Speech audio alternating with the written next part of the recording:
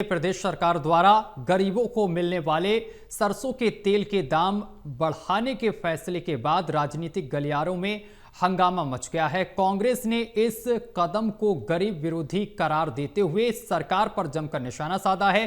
कांग्रेस का आरोप है कि पहले गरीबों के बीपीएल कार्ड काटे गए और अब दाम बढ़ाकर उनकी कमर तोड़ी जा रही है। वहीं कैबिनेट मंत्री रणवीर गंगवा ने कांग्रेस के आरोपों को निराधार बताया है और कहा है कि सरकार गरीबों के हित में निरंतर काम कर रही है।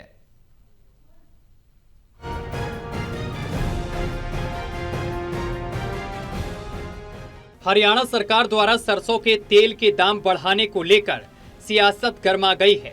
सोनीपत में कांग्रेस के वरिष्ठ नेता कमल दीवान ने इस फैसले को गरीब विरोधी बताते हुए कहा है कि बीजेपी सरकार गरीबी हटाने की बात तो करती थी, लेकिन असल में गरीबों को ही हटा रही है।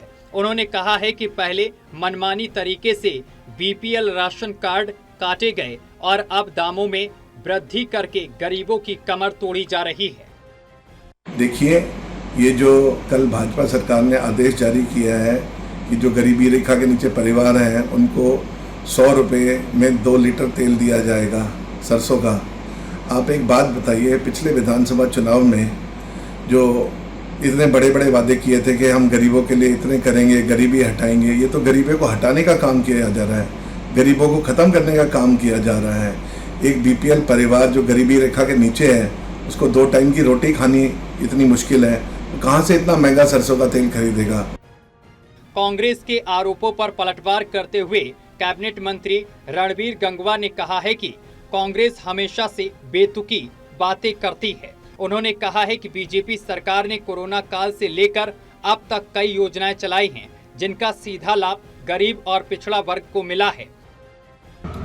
देखिए, अगर आप देखेंगे तो कोरोना काल से एक बड़ी संख्या में फ्री जो है अनाज देने का काम सरकार ने किया है। आयुष्मान कार्ड के तहत आज फ्री इलाज जो हो रहे हैं, प्रधानमंत्री आवास योजना के तहत फ्री हम जो है मकान बना कर के दे रहे हैं। अनेक योजनाएं हैं। एक चीज़ को अगर मार्केट रेट देखिए, मार्केट रेट से फिर भी कम देने का काम हम कर रहे हैं, फ्री अनाज दे रहे हैं। कई चीज़ें होती है उसको लेकर के यूँ नहीं है कि कोई बहुत ज़्यादा वजन कोई डालने का काम जो सरकार ने किया है।